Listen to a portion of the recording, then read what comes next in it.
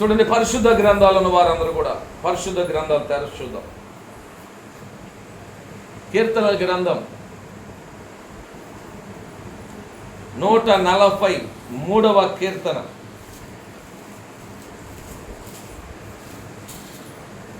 పదవ వచనం చదివి సహాయం చేయండి. నీవే నా దేవుడవు,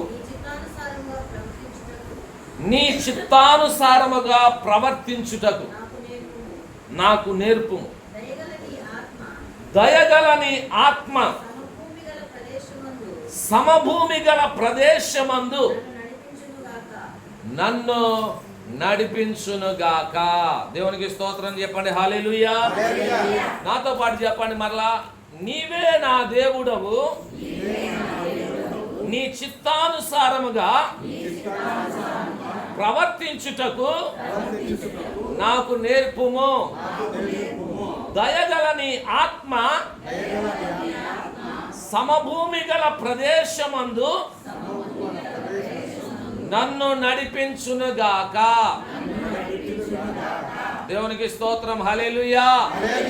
సమభూమి గల ప్రదేశములో దేవుడు మనందరినీ నడిపించునుగాక. ఈ కుటుంబమును నడిపించునుగాక. ఆమేన్.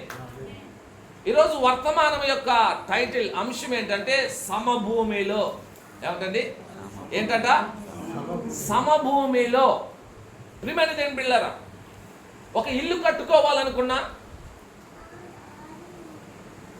లేదా ఒక మందిరము కట్టాలన్నా, ఇంకా ఏదైనా సరే భూమి మీద దేనినైనా నిర్మించాలి అనుకున్నప్పుడు ఒక మనుష్యుడు సమభూమిని ఏం చేస్తాడంట? కోరుకుంటాడు. సమభూమి అంటే చదునుగా ఉండేటువంటి స్థలం, భూమి, ఎత్తు పల్లాలు ఏమాత్రం కూడా లేనటువంటి భూమి. ఒకవేళ ఎత్తు పల్లాలు ఏదైనా ఉన్నా దానిని చదును చేసుకొని సమభూమిగా మార్చి ఆ దానిలో కన్స్ట్రక్షన్ ఏదైనా కానీ ఏం చేస్తామంట? జరిగిస్తాం. ప్రియమైన దేవుని బిడ్డలారా, ఈ కీర్తన రాసినటువంటి దావీదు దయగలని ఆత్మ సమభూమి గల ప్రదేశంలో నన్ను నడిపించునుగాక అయ్యా అని దేవుని సన్నిధిలో ఏం చేస్తున్నాడంటే ప్రార్థన చేస్తూ ఉన్నాడు. ప్రియ దేవుని బిడ్డలారా, మరలా మీ అందరికీ జ్ఞాపకం చేస్తున్నాను. సమభూమి అంటే ఏంటంట? ఎత్తు పల్లాలు లేనటువంటి భూమి, సమానముగా సమాంతరంగా చదరంగా ఉండేటువంటి భూమి. ప్రియమైన దేవుని బిడ్డలారా, దీనిని మనము ఆధ్యాత్మిక కోణములో ఎలా మన హృదయాలకి అన్వయించుకోవచ్చు అంటే, దావీదు యొక్క ఉద్దేశం అక్కడ ఏమై ఉన్నది అని మనము ఆలోచన చేస్తే, ప్రియమైన దేవుని బిడ్డలారా, దావీదు దేవుణ్ణి అడుగుతున్నాడు, సమభూమి గల ప్రదేశంలో నీవు నన్ను నడిపించాలయ్యా అని దేవుణ్ణి కోరుతూ ఉన్నాడు. ప్రియ దేవుని బిడ్డలారా, దావీదు జీవితాన్ని మనం ఒకసారి పరిశీలన చేస్తే, చిన్నతనం నుండి కూడా దేవుని యందు భయభక్తులు కలిగిన వాడు, ఆత్మీయుడు, ప్రార్థనాపరుడు, దేవుని ప్రేమించేవాడు, దేవుణ్ణి సేవించేవాడు. అయితే దావీదు జీవితంలో మనం ఎన్నో పర్యాయాలు దావీదుని గురించి ధ్యానం చేస్తూ ఉంటాం, జ్ఞాపకం చేసుకుంటూ ఉంటాం. ప్రియ దేవుని బిడ్డలారా, ఎంతగా దేవుని కృపను దావీదు పొందాడో అంతగా శ్రమల మధ్యలో గుండా కూడా దావీదు వెళ్ళాడు.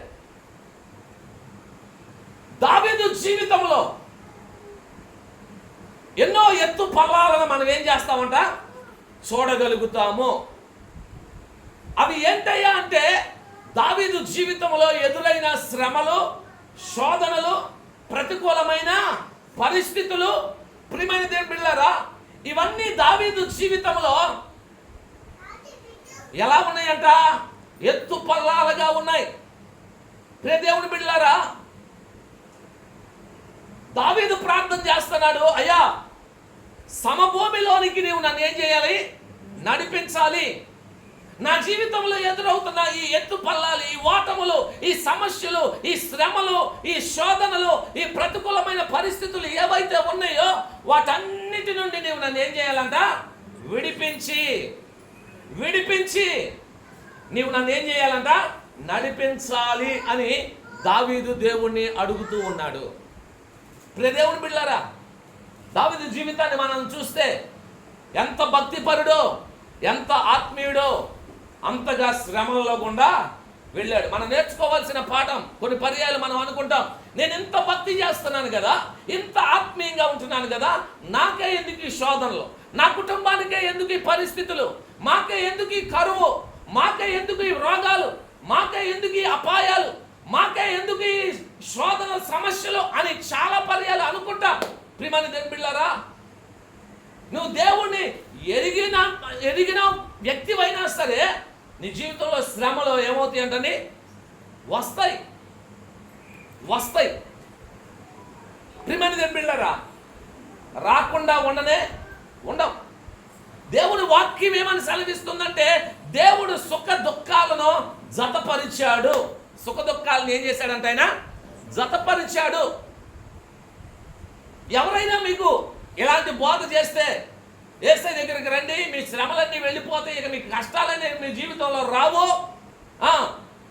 మీరు ఎప్పుడు ఆశీర్వదింపబడతానే ఉంటారు, ఎక్కడి నుండి డబ్బు మీకు వచ్చి పడతానే ఉంటుంది, మీ ఇంట్లో ఏమీ తక్కువ కాదు అని ఒకవేళ ఎవరైనా అంటే, ప్రియమైన దేవుని బిడ్డలారా, అది సరైన బోధగానే కాదు. అది సరైన బోధ కాదు. ప్రియ దేవుని బిడ్డలారా, దేవుడు మనకి అన్ని రీతులుగా సహాయం చేస్తాడు. ఆపదలో, అపాయంలో, శ్రమలో, కరువులో మనకి ఎప్పుడు సహాయం చేయాలో అప్పుడు సహాయం చేస్తాడు. అంతేగాని కరువు రాదని కాదు, శ్రమ రాదని కాదు, కష్టం రాదని కాదు. ఈ లోకంలో ఉన్న ప్రతి మనుషునికి, ఈ లోకంలో ఉన్న పుట్టిన ప్రతి ఒక్కరికి, వారు దేవుని పిల్లలైనా, అన్యులైనా, దేవుని ఎరిగిన వారైనా, ఎరగని వారైనా, ప్రతి ఒక్కరి జీవితాల్లో శ్రమలు, కష్టాలు, శోధనలు ఏమవుతాయి అంటే వస్తానే ఉంటాయి. అయితే మరి దేవుని నమ్ముకున్న మన జీవితాల్లో ఏంటి లాభం అని అడిగితే, నువ్వు ఆ కష్టంలో ఉన్నప్పుడు నిన్ను ఎలా విడిపించాలో దేవునికి తెలుసు. ఆ శ్రమలో నిన్ను ఎలా తప్పించాలో దేవునికి తెలుసు. ఆ అపాయంలో ఉన్న నిన్ను బయటికి ఎలాగో తీసుకురావాలో దేవునికి తెలుసు. రే దేవుని బిడ్డలారా, శ్రమలు వస్తాయి, కానీ శ్రమలో నుండి దేవుడు నేను ఏం చేస్తాడంట? విడిపిస్తాడు. ఏమండి, అపాయం నీ దాకా వస్తుంది, కానీ ఆ అపాయంలో నువ్వు పడకుండా దేవుడు నేను ఏం చేస్తాడంటండి? తప్పిస్తాడు. దేవుడిని నమ్ముకున్న బిడ్డల జీవితాల్లో జరిగేవి శ్రమలే రావని అసలు వాక్యం చెప్పదు. అలా ఎవరైనా చెప్పారంటే అది వాక్యానికి విరుద్ధం. శ్రమలు వస్తాయి, కానీ ఆ శ్రమలో నిన్ను దేవుడు ఏం చేస్తాడంట? తప్పిస్తాడు. నువ్వు దేవుని నమ్మి ఉన్నావు కాబట్టి, నువ్వు దేవుని యొక్క భయభక్తులు కలిగి ఉన్నావు కాబట్టి, నువ్వు దేవుని యొక్కకు వచ్చావు కాబట్టి, నీకు శ్రమ వస్తే దేవుడు నిన్ను తప్పిస్తాడు. అలాగే దేవుని నమ్మని వారికి శ్రమ వస్తే వారిని తప్పించడానికి ఎవరు కూడా లేరు. ప్రియమైన దేవుని బిడ్డలారా, దావీదు జీవితమే మనం ముందు పెట్టుకున్నాం. ఎన్ని శ్రమలు దావీదు జీవితంలో ఎదురైనాయి. చిన్నతనం నుండి అతని జీవితం అంతా ఎక్కడుందండి? అరణ్యంలోనే. ఏమండి, ఇంట్లో పెద్దగా ఏమీ ఉండే పరిస్థితి లేదు. ఉదయాన్నే గొర్రెలను తోలుకోవటం, ఎక్కడికి వెళ్ళిపోవటం? అరణ్యానికి వెళ్ళిపోవటం. మరలా ఎప్పుడో సాయంత్రానికి ఏం చేయటం అంటే ఇంటికి తిరిగి రావటం. అతని జీవితం అంతా అరణ్య జీవితమే అని చెప్పాలి, ఒక విధంగా చెప్పాలంటే. ప్రియమైన బిడ్డలారా, ఆ తర్వాత అతని జీవితంలో ఎన్ని ప్రతికూలమైన పరిస్థితులు ఎదురైనాయి.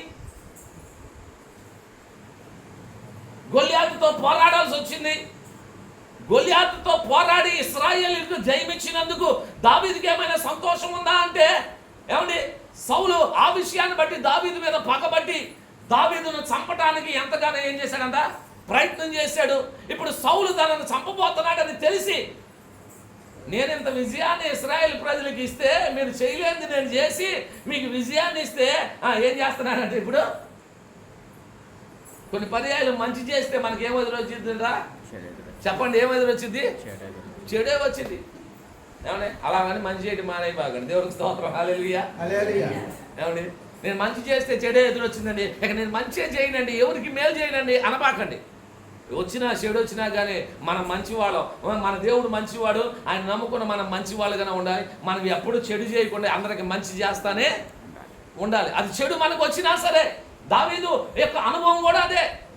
అతని జీవితంలో ఎంత మంచి చేశాడో అంతగా చెడు అతనికి ఎదురయ్యింది.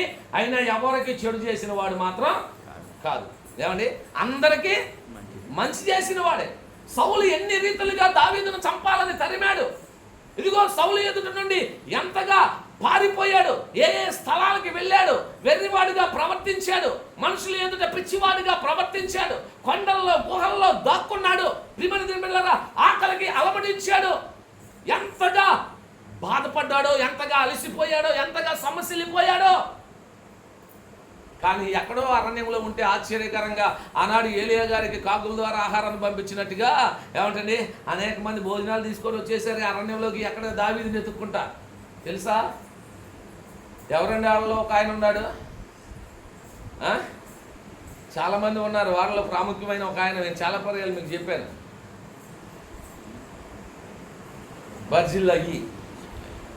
బర్జిల్లయి అనే ఆయన. అమ్మో దావీదు ఎక్కడున్నాడో, ఎలాగున్నాడో, ఆకటికి అలా అలమటిస్తున్నాడు అని చెప్పి అంటే గాడిద మీద, గుర్రాల మీద, వాడుకున్న వాహనాల మీద అన్ని ఆహార పదార్థాలు వేసుకొని దావీదుని ఎత్తుక్కుంటే ఎక్కడికి వచ్చాడంట? అరణ్యంలోనికి వచ్చాడు.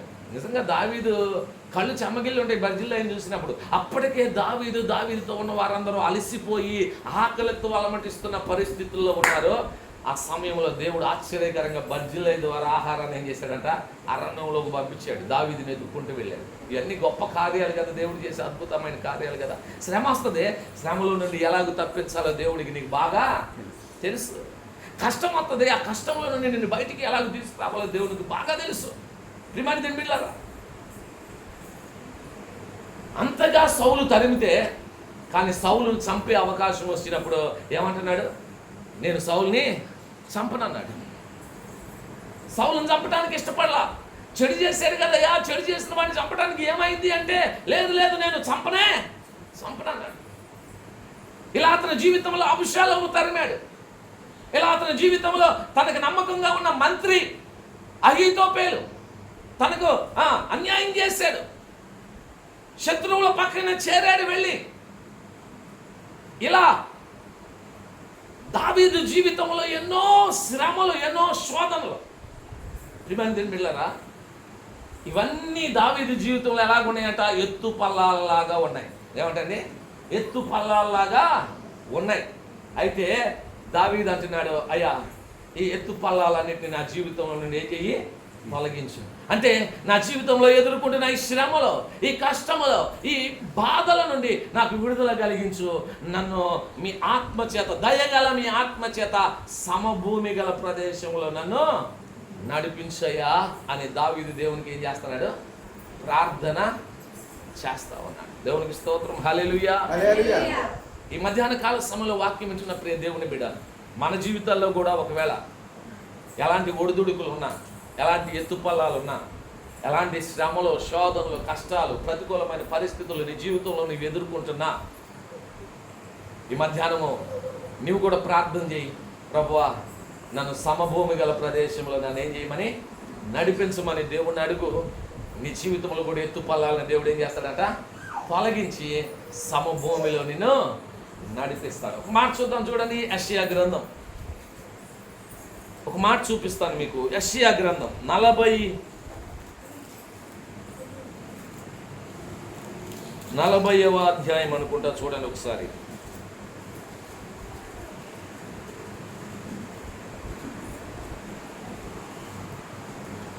మూడు 4 వచనాలు చదవండి. ఆలకించుడి. ఎట్లనగా అరణ్యములో యెహోవాకు మార్గము సిద్ధపరచుడి, ఎడారిలో మా దేవుని రాజ మార్గము సరళము చేయుడి. చూడండి, ప్రతి లోయను ఎత్తు చేయవలెను, ప్రతి పర్వతమును, ప్రతి కొండను అణచవలెను, వంకరవి చక్కగాను కరుకైనవి సమముగాను ఉండవలెను. దేవునికి స్తోత్రం, హల్లెలూయా, హల్లెలూయా. ఈ మాటలో యెరూషలేమును గురించి దేవుడు మాట్లాడుతున్నాడు. యెరూషలేము పట్టణమును గురించి, యెరూషలేము ప్రజలను గురించి దేవుడు మాట్లాడుతూ అంటున్నాడు, ఇదిగో నా ప్రజలు ఇప్పటికే ఎన్నో శ్రమలు అనుభవించారు, ఎన్నో కష్టాలు అనుభవించారు. ఆ పై మాటలు మొట్టమొదటి వచనం నుండి కూడా మీరు చదువుకుంటే, నా జనులను ఓదార్చుడి ఓదార్చుడి, యెరూషలేముతో ప్రేమగా మాట్లాడుడి, ఆమె యుద్ధ కాలము ఏమైనదంట, సమాప్తమైనది. ప్రియమైన బిడ్డలారా, ఎన్నో శ్రమలు, కష్టాలు, ఎన్నో శత్రువు యొక్క భయాలు, ఎన్నో ప్రతికూలమైన పరిస్థితులు యెరూషలేములో తన ప్రజలు అనుభవించి ఉన్నారు. వారి విషయమై దేవుడు మాట్లాడుతూ ఉంటున్నాడు. ఏమండి, వాటన్నిటిని నేనేం చేస్తున్నానంట, తొలగిస్తున్నాను. ప్రతి లోయ ఎత్తు చేయబడాలి, ప్రతి కొండ అణచబడాలి, వంకరవి ఏమిటనే కరుకైనవి ఏమవ్వాలంట, చదును చేయబడాలి, సమము చేయబడాలి.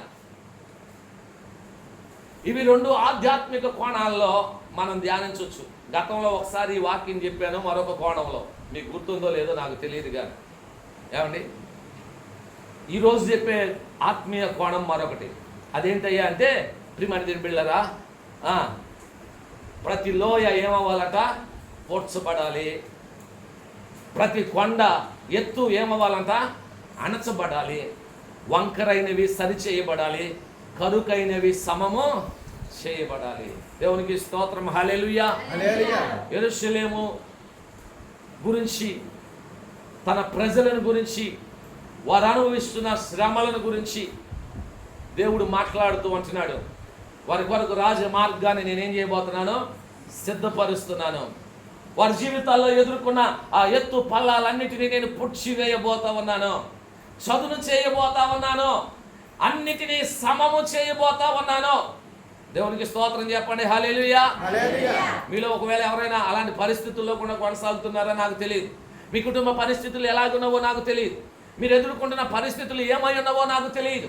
ప్రియమైన దేవుని బిడ్డలారా, లోయ లాంటి ఏమంటది అనుభవాల్లో కూడా నువ్వు వెళ్తున్నా, ఏమంటది కరుకైన, వంకరైన, ఏమంటే కఠినమైన పరిస్థితుల్లో కూడా ఒకవేళ నువ్వు వెళ్తున్నా, వాటన్నిటిని చదును చేసే సమయం రాబోతుంది, అన్నిటినీ అణచివేసే సమయం రాబోతుంది, అన్నిటినీ సమము చేసే సమయం రాబోతుంది. అది దేవుడే జరిగిస్తాడని దేవుడు తన వాక్యం ద్వారా ఏం చేస్తున్నాడు, మనతో మాట్లాడుతూ ఉన్నాడు. ప్రియమైన దేవుని బిడ్డలారా, ఈ వాక్యం వింటున్న ప్రియ దేవుని బిడ్డని, దేవుడు ఎంత గొప్పవాడో ఒకసారి నువ్వేం చేయాలంటే అర్థమో చేసుకోవాలి, నువ్వు అర్థం చేసుకోవాలి. నీ దేవుడు ఎంత గొప్పవాడో నువ్వు అర్థం చేసుకోవాలి. నేను ఓదార్చాలని, నీతో ప్రేమగా మాట్లాడాలని, నీ జీవితంలో నీవు ఎదుర్కొంటున్న సమస్యలన్నిటికీ సమాప్తి పలకాలని, ప్రతి కొండను అణిచివేయాలని, ప్రతి లోయను పూడ్చివేయాలని, కరుకైనవి, వంకరైనవి, కఠినమైనవి అన్నిటినీ చదును చేసి సమం చేయాలని, నీకు ఉన్న దుఃఖాన్ని తీసివేసి సంతోషాన్ని, నీ అంగలార్పున నాట్యంగా మార్చాలని, నీ మారా అనుభవాలను మధురంగా చేసి ఏమండి సంతోష వస్త్రాన్ని నీకు ధరింపచేయాలని ప్రభు ఆశపడుతూ ఉన్నాడు. దేవునికి స్తోత్రం చెప్పండి. హల్లెలూయా. హల్లెలూయా. ప్రభునందు ప్రియులారా, నమ్మండి, విశ్వసించండి, ప్రార్థన చేయండి. దావీదు వలె, అయ్యా దయగలిగిన దేవుడవయ్యా, దయగలిగిన దేవుడు, జాలి కలిగిన దేవుడు, కనికరం కలిగిన దేవుడు, ప్రేమ కలిగిన దేవుడు, నీ దయగల ఆత్మ సమభూమి గల ప్రదేశంలో నన్ను నడిపించినట్లుగా చేయయ్యా అని దావీదు ప్రార్థన చేస్తున్నాడు.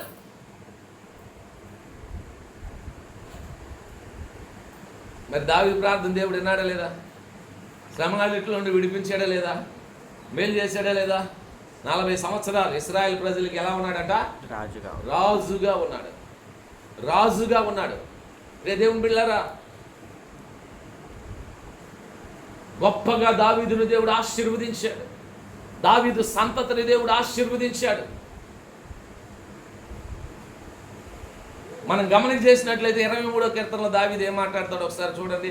మొదటి వచనం నుండి చదవండి, చూడకుండా చెప్పండి ఒకసారి. యెహోవా నా కాపరి, నాకు లేమి కలగదు. చెప్పాలి, గట్టిగా చెప్పాలి. పచ్చిక గల చోట్ల ఆయన నన్ను వరుణ చేయుచున్నాడు, శాంతికరమైన జలముల యొద్దకు ఆయన నన్ను నడిపించుచున్నాడు, నా ప్రాణమునకు ఆయన సేద తీర్చుచున్నాడు, తన నామమును బట్టి. దేవునికి స్తోత్రం. హల్లెలూయా. చాలండి అంతవరకే. దావీదు అంటున్న మాట, యెహోవా నా కాపరి, నాకు లేమి కలుగదు. ఆయన ఎక్కడికి నన్ను నడిపిస్తున్నాడు? ఏమండి? పచ్చిక గల చోట్లకు నన్ను నడిపించుచున్నాడు, శాంతికరమైన జలముల యొద్దకు నన్ను నడిపించుచున్నాడు. నా ప్రాణమునకు ఆయన ఏం చేస్తున్నాడంట? సేద తీర్చుచున్నాడు. దేవునికి స్తోత్రం, హల్లెలూయా. యేసయ్య మనకు కాపరిగా ఉంటే నీ శ్రమల్లో, నీ కష్టాల్లో, నీ బాధల్లో, నీ చింతల్లో, నీ విచారములలో, నీ దుఃఖములో, నువ్వు కృంగిపోయిన పరిస్థితుల్లో, నువ్వు సొమ్మసిల్లిపోయిన అలసిపోయిన నీ పరిస్థితుల్లో, ప్రియ దేవుని బిడ్డలారా, నీ ప్రార్థన ఆలకించి నిన్ను లేపి పచ్చిక గల స్థలములోనికి నేను ఏం చేస్తాడంట? ఆయన నడిపిస్తాడు. శాంతికరమైన జలముల యొద్దకు ఆయన నిన్ను నడిపిస్తాడు. నీ ప్రాణానికి ఆయన ఏం చేస్తాడంటే సేద తీరుస్తాడు. దేవునికి స్తోత్రం, హల్లెలూయా. ఏమండి? మన ప్రాణాలకి ఏం చేస్తాడు? ఆయన సేద తీరుస్తాడు. ఈ మాటలు ఎవరు అంటుంది? దావీదు భక్తుడు అంటున్నాడు. దావీదు భక్తుడు ఈ మాటలు చెప్తుంది. ఆయన నా ప్రాణానికి సేద తీరుస్తున్నాడండి. నన్ను పచ్చిక గల చోట్లలోనికి ఆయన ఏం చేస్తున్నాడు? నడిపిస్తా ఉన్నాడు. అక్కడ ప్రార్థన చేసిన దానికి, ఇక్కడ మాట్లాడుతున్న దానికి అలా ఎంత చక్కగా కుదురుతుందో చూడండి. దయగలని ఆత్మ సమభూమి గల ప్రదేశంలో ఏం చేయాలంటే నన్ను నడిపించునుగాక అన్న దావీదు ఇక్కడ 23వ కీర్తనలో చెబుతున్నాడు. ఆయన నా కాపరి, నాకు లేమి కలుగుదు. ఆయన నన్ను పచ్చిక గల చోట్ల పరుండ చేయించున్నాడు, శాంతికరమైన జలముల యొద్దకు నన్ను ఏం చేస్తానంట? నడిపిస్తున్నాడు. నా జీవితంలో నేను ఎదుర్కొంటున్న పరిస్థితులన్నిటి నుండి ఆయన నన్ను విడిపిస్తున్నాడు. నా దుఃఖంలో నాట్యంగా ఆయన మారుస్తున్నాడు. నాకు సంతోషాన్ని కలిగిస్తున్నాడు. నా ఆకలి తీరుస్తున్నాడు. ఆయన నన్ను పోషిస్తున్నాడు. నా కుటుంబాన్ని పోషిస్తున్నాడు. మమ్మల్ని జ్ఞాపకం చేసుకుంటున్నాడు. ఆయన మమ్మల్ని విడవలేదు. ఆయన మమ్మల్ని ఎడబాయటం లేదు. ఆయన మాకు ఎప్పుడు ఏది అవసరమో అది మాకు సమకూరుస్తున్నాడని, ఏమిటంటే మా ప్రాణములకు సేద తీరుస్తున్నాడని ఆ దావీదు దేవుణ్ణి స్తుతిస్తూ ఏం చేస్తున్నాడు? కొనియాడుతూ ఉన్నాడు. దేవుని బిడ్డలారా, మనల్ని కూడా సమభూమిలో నడిపించే దేవుడే మన దేవుడు. ఏమండి? మనల్ని కూడా ఎక్కడికి నడిపిస్తాడంట? ఆయన సమభూమిలోనికి నడిపించే దేవుడే. పచ్చిక గల చోట్ల మనం పరుండ చేసే దేవుడే. శాంతికరమైన జలముల యొద్దకు మనల్ని నడిపించే దేవుడే. మన ప్రాణములకు కూడా సేద తీర్చగలిగిన దేవుడే. ఈ మధ్యాహ్నం వాక్యం ఏంటంటే ప్రియ దేవుని బిడ్డ, ఈ గృహస్థులైనా ఎక్కడున్న వారమైనా మనము ఏమండి దావీదు వలె ప్రార్థించగలిగితే, ఏమండి దావీదు వలె దేవుని సన్నిధిలో ప్రార్థించగలిగితే, దేవుని వైపు చూడగలిగితే మన పరిస్థితులన్నీ మార్చగలిగిన దేవుడు మన ప్రభు అయినా, చెప్పండి, మన ప్రభు అయినా యేసయ్య. మన ప్రభు అయిన యేసయ్య. ఇదే దావీదు ఇంకో మాట కూడా అన్నాడు చూడండి. అదే కీర్తనల గ్రంథం ఒకసారి చూడండి. కీర్తనల గ్రంథం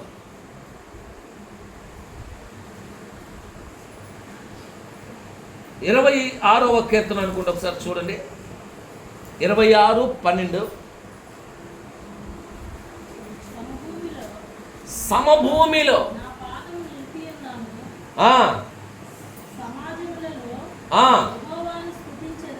మళ్ళీ చదవము ఒకసారి. సమభూమిలో నా పాదములు సమాజములలో. దేవునికి స్తోత్రం, హల్లెలూయా. దావీదు అనుభవం ఏంటంటే ఎక్కడ నిలిపాడంటే తన పాదాన్ని సమభూమిలో నా పాదములు నిలిపి ఉన్న సమాజములో నేను యెహోవాను ఏం చేస్తాను? స్తుతిస్తాను. దేవుని బిడ్డలారా, దావీదు ప్రార్థించాడు, దావీదు ప్రతిఫలాన్ని పొందాడు, దావీదు దేవుని స్తుతిస్తున్నాడు, దేవుని నామాన్ని ఏం చేస్తున్నాడట?